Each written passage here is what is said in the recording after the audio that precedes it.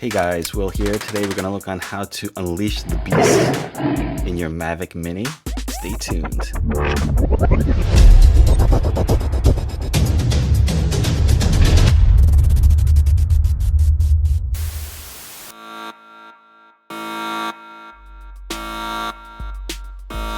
First off, this is a tutorial, educational tutorial. Please follow your local laws. With that said, let's get on with it. First, of course, you need your Mavic Mini. Of course, you need the remote. Connects to your Mavic Mini. You will need an Android phone with the corresponding cable, and optional, your iPhone, which I definitely recommend people use because it's just more stable. Another optional, tinfoil. Let's get to it. Okay, so with your Android phone, you're going to have to download the DJI Fly app, and you're going to have to download the old one. So you go to apkmirror.com, look for the DJI Fly, and what we're going to do is look for an older DJI Fly version. Okay, and then as you search through it, you can see there's many different versions. I picked the Fly 1.0.8. There's other versions. I think you can go to up to 1.10, but I'm just going to do 1.0.8, and then just go there and follow the links, and you're going to have to download that onto your phone. Next, you will have to go into the Play Store, and then what you're looking for is My Apps, and find that DJI Fly. And what we want to do is to disable the enable auto update, just so we can just keep it at that version all the time for the future. Next, you'll be looking for the fake GPS app, fake GPS location with the little yellow dude. You're gonna have to download that.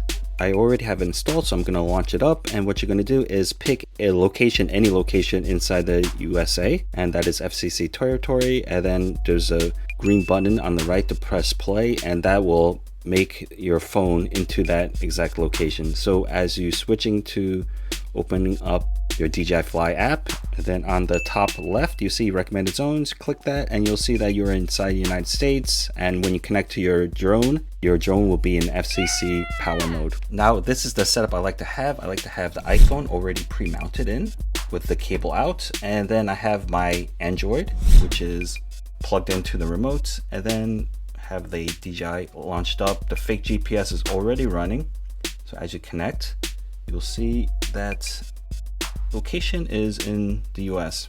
So this is in New York. Okay, so then you do the usual.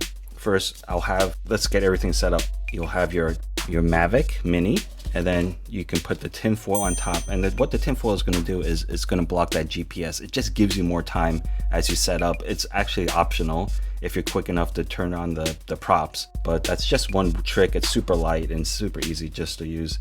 I have this running. I'm just going to turn on my remote. So the remote is running. I have the Android in. I have fake GPS running. I have my DJI Fly old version running. Then let's turn this one on. So that would be on. You would have the tinfoil on top, and that's blocking. That just gives you time if you want to. What's going to do next is you're going to initiate the CSC, and what that will do is just lock in that transmission. So right now it should be, aircraft is not connected yet. Okay, let me just get it connected. Now what you're going to see on the screen is aircraft resetting wireless settings to match local laws and regulation. Okay, so what that means is that the drone is now in FCC. It thinks it's New York.